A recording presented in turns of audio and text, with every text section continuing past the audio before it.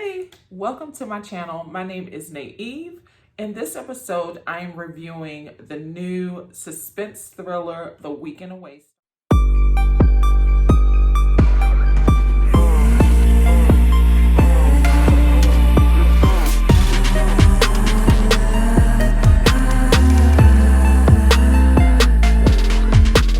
This review will have minimal spoilers.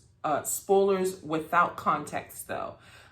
Since this is a suspense thriller, I don't want to spoil it. I don't want to spoil it because it has so many twists and turns, and the enjoyment is guessing who did what as the story unfolds. First off, the title is not fitting. I almost didn't watch because of the title. It should have been called Everyone's a Suspect or Sus, because you will be suspicious of everyone in this film. It stars again Leighton Meester. Now this role is a far cry from the trust fund kid Blair Waldorf in Gossip Girl. This character wears minimal makeup, little to no makeup, totes a breast pump, and wears mom jeans. So Leighton plays Beth, a new mother with postpartum whose marriage is a bit rocky.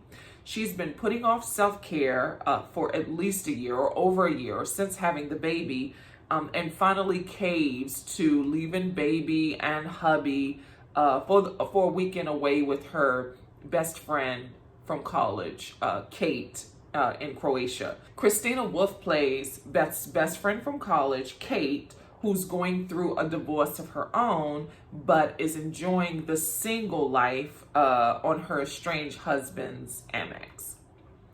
Soon, Beth arrives in Croatia. Kate drags her out for a night of dinner, boozing, and clubbing on her. Beth confesses that she and her husband hit a rough patch. Kate suspiciously encourages Beth to leave her husband. So your eyebrows are raised about Kate. This makes you think that Kate is up to nefarious things, for suggesting to her best friend that she leaves her husband just because of a rough patch. Meanwhile, at the club, Kate introduces Beth to a couple of escorts, also suspicious. It looks like the escorts drug Beth, because while she's at the club, she becomes barely coherent for the rest of the night. The next morning, Beth is in bed with no memory, no recollection of how she got there. Okay, so here's the thing. And no shade to Lifetime. Lifetime is good for what it is, Lifetime movies. But this is better than your typical Lifetime movie. This is a great weekend chill movie with lots of twists and turns. Like I said, it kept me intrigued, guessing who the killer was, beat after beat, by process of elimination. It went from I went from thinking it was like The Hangover to Double Jeopardy to A Perfect Murder to Fatal Attraction even. All those good suspense thrillers that keep our mind churning with investigative theories. Okay, so it's a very good film. Some are comparing this to Amanda Knox's story, and I didn't get those vibes whatsoever. But I can see how one could derive similarities, but just in the first act. So when Beth awakens in bed in the morning, hungover, she can't remember a thing. She can't remember what happened the night before. She tries recollecting what happened. Some of her memory comes back, but most of it doesn't. And then she can't find Kate. She's in Kate's room and can't find her.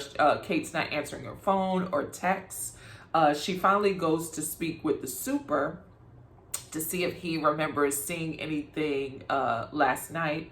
And everyone, again, is a suspect. And he is the most suspicious of all. Because why would he even know what they were up to when they got home in the middle of the night? He's very suspicious. But he tells Beth that no extra guests were allowed and that he'll have to charge them extra for having those two men over. So then when he tells her that, she starts remembering that the guys. So she starts thinking that they did drug her and she like assaulted her. She has no idea. So he's been watching them since we know they got home late. But now now Beth is thinking they sexually assaulted her. So without giving too much away, Beth's got to piece together the mystery of what happened the night before, and she must find her missing friend. Like the clock is ticking, and she's got to figure out if she's still alive or dead. You probably won't guess who did what and when, because again, everyone is a suspect. I really enjoyed this film. Leighton Meester did a decent job. There's a plot point left unanswered in the third act, and I think when you see it, you'll get what I'm saying. But overall, I did enjoy this film. I love that it was written, directed, and centrally cast women. I love that. The Week Away is currently trending top 10 on Netflix. I give it 3.5 out of 5 stars. Definitely recommend. See it. Let me know what you think.